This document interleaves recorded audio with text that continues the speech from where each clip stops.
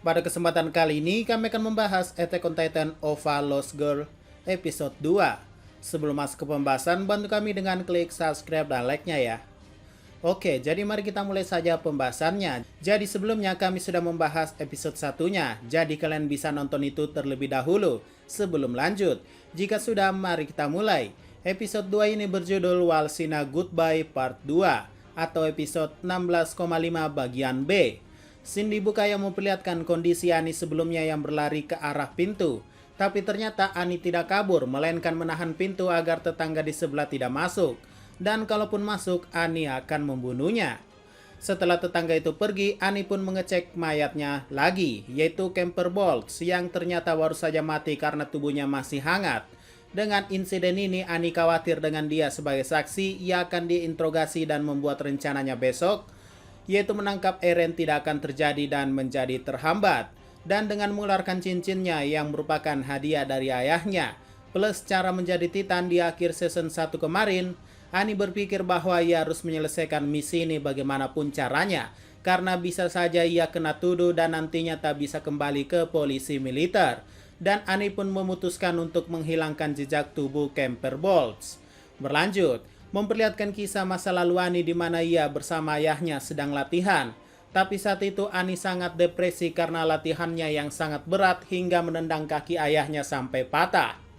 Bahkan menurut dokter kakinya tidak akan sembuh. Wah, ngeri juga ya Ani bocil. Tapi ini malah membuat ayah Ani bangga pada anaknya dan tak marah dan yakin bahwa Ani akan menjadi prajurit yang kuat.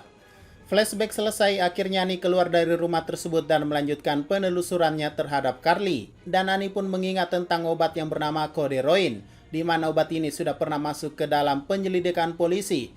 Dan menurut informasi yang ada, obat ini sudah 2 tahun di ibu kota dan perdagangannya meningkat di distrik Stohes.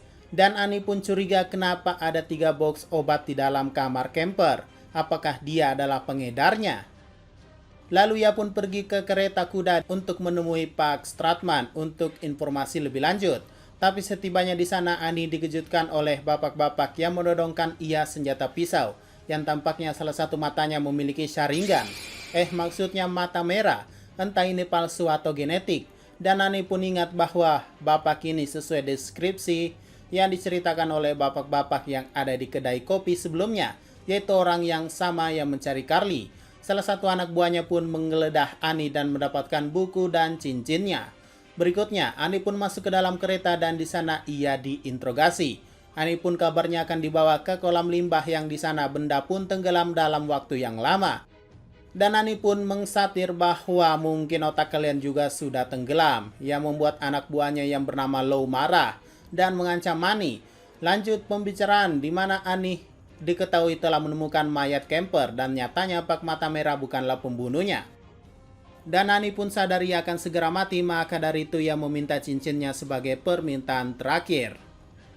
Tapi alih-alih memberikannya pada Ani, si bapak mata merah pun memeriksanya yang ternyata cincinnya bisa dicungkil menjadi senjata. Dan setelahnya dikembalikan ke Law dan ia pun memakainya.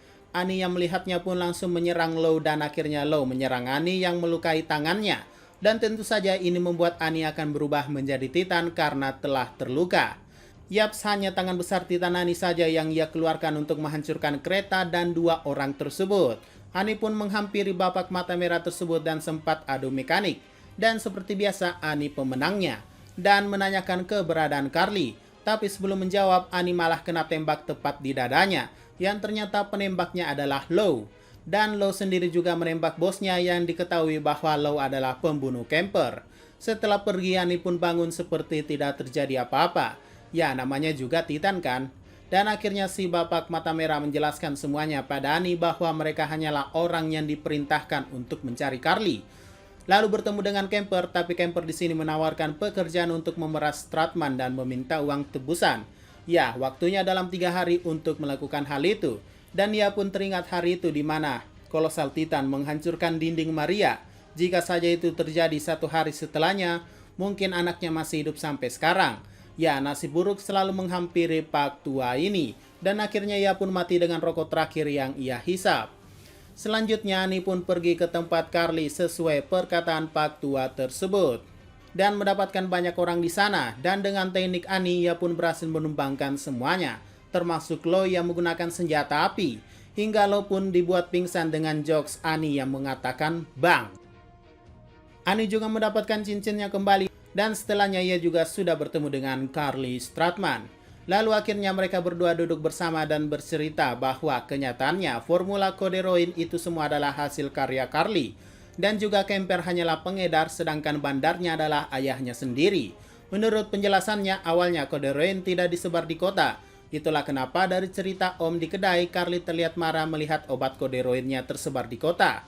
Selanjutnya diceritakan bahwa Carly ingin hidup keluar kota bersama pacarnya yaitu Kemper. Tapi nyatanya Kemper tak mau hidup miskin di kota yang tak ia kenali. Dan setelah itu Lo malah mengkhianati Kemper. Lalu Carly meminta Annie bahwa ia tak pernah bertemu sama sekali. Dan alasannya membuat kode Roin adalah untuk membantu ayahnya karena faktanya 5 tahun lalu ayahnya kehilangan segalanya akibat kolosal Titan yang menyerang tembok. Berlanjut, di malam yang sama Carly malah di kedai itu lagi dan sedang berpesta, dan dengan kedatangan Annie acara pun selesai. Di sini Annie dan Carly hanya berdua, di mana Annie memakan donat dan juga bir. Ternyata pertemuan mereka ini sudah direncanakan, di mana Annie membantu Carly untuk mendapatkan izin ke Tembok Rose, dan akhirnya mereka pun berpisah dan pergi. Di tempat lain di kediaman Stratman, Annie pun menginterogasi ayah Carly lagi dan berasumsi bahwa dialah yang membunuh Kemper Bolts. Jadi alur ceritanya pun dibuat, di mana awalnya Pak Stratman menerima surat ancaman dari Kemper dan akhirnya ia pergi ke rumah Kemper, dan karena tidak ada kesepakatan akhirnya ia pun membunuh Kemper. Dan juga ditemukan rokok di kediaman Kemper yang dimana hanya Pak Stratman yang mempunyai jenis rokok tersebut. Setelahnya tampaknya Annie sudah merasa muak dengan Pak Stratman yang terus-menerus merokok sepanjang hari dan bahkan mematikan rokoknya. Wah, bagus juga ya Annie. Idaman banget nih, cinta hidup sehat dan tak suka bau rokok dan alkohol. Oke lanjut, akhirnya Annie pun menyelesaikan misinya dan membawa Pak Kemper ke polisi, tapi memintanya membantunya menghilangkan mayat Kemper di pabrik dan membuatnya tenggelam. Ya, ini menguntungkan kedua belah pihak, di mana Pak Stratman tidak jadi ditangkap dan Anita membuat masalah di misinya dan tak harus ditahan besok. Di perjalanan pulang akhirnya Annie pun menceritakan bahwa ia mungkin akan pergi dari kota ini dan kembali ke kampung halamannya. Dan ia pun juga mengingat ayahnya yang saat itu memberikan nasihat tentang pertempuran nantinya. Setelah sampai ke kantor, Annie pun menulis laporan palsu di mana misi selesai dan Carly bersama Kemper memiliki izin untuk ke Tembok Rose yang mungkin ia dapatkan dari membeli secara ilegal, yang padahal Annie sendiri membantunya keluar. Berlanjut, Annie pun sampai di kamarnya pada pagi hari dan mendapatkan surat dari Hitch yang sedang tertidur, yang dimana ia menyuruh Annie mengenakan hiasan bunga karena kulitnya yang pucat. Ini juga dilakukan Hitch karena Annie hari ini akan bertemu seorang pria yang dikiranya akan kencan. Setelahnya Annie pun pergi mandi dan bersiap-siap sambil memikirkan ayahnya dulu sebelum perpisahan. Ia berjanji akan kembali pada ayahnya kelak. Dan ya, hari ini menyusup ke ekspedisi ke-57 pasukan pengintai dan menculik Eren Yeager. Dan itulah episodenya bersambung ke episode 17, di mana Annie dengan wujud titannya datang mencari Eren. Dan ceritanya pun selesai sampai di sini.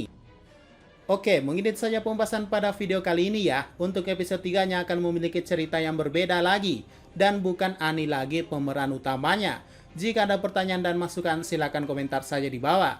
Sekian dari pembahasan kali ini, jangan lupa like, share, dan komentarnya ya.